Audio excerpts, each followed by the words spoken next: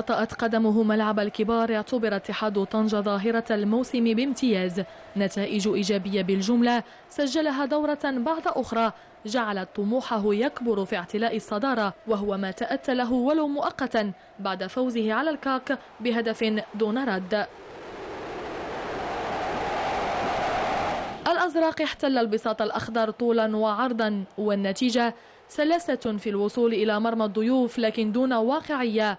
تناسلت الفرص تباعا والمآل واحد، لم يتغير عداد المواجهة وتفارق الناديين بلا غالب ولا مغلوب.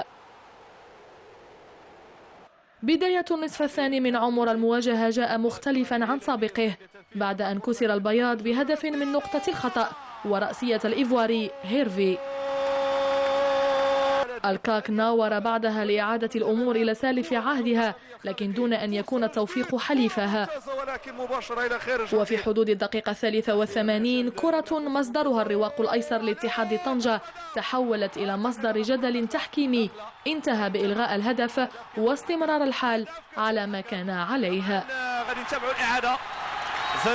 فوز فريق البوغاز الثاني تواليا وهو يستقبل في عقر الدار مكنه من تعزيز رصيده الرقمي والتكشير عن أنيابه كمنافس شرس على التتويج بدرع الدوري الاحترافي في نسخته الخامسة، فيما ضمان الكاك لموقعه بين النخبة فتح مبارياته على كل الاحتمالات.